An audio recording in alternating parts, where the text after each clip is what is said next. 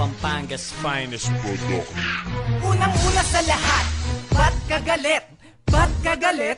Ba't ka galit? Hindi mo ba kayang mag-rap nang hindi humihiyaw? Kahit love song kanina ginagawa mong pasigaw. Paano mo napaniwala syota mo sa kanta? Mahal kita, baby girl, at wala nang iba. Ano ba yung GF mo?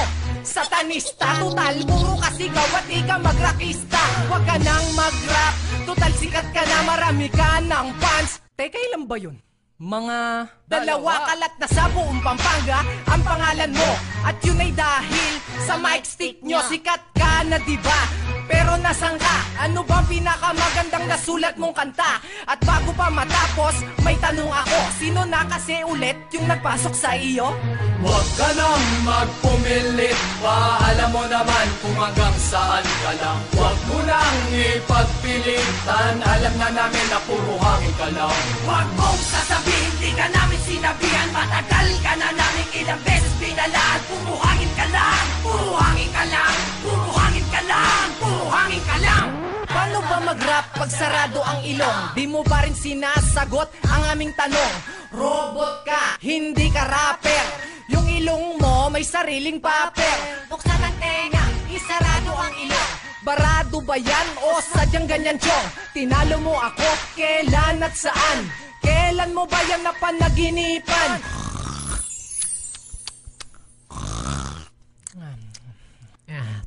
Hirap po sa inyo. Tatalo na rin kita. Hinamon kita pero di ka lumaban. Ayaw niya daw kasi ng pustahan. Ay, par, Piepro na ako. Ay, halika dapat magyamekin. Alang kinabukasan kay Piepro. Pero bakit gusto mong maging respetado? Respetado, gusto mong maging respetado. Di ako galit sa'yo, sa ilong mo, ilong mo, ilong mo. Na pag tinatagyaw at parang utong ko.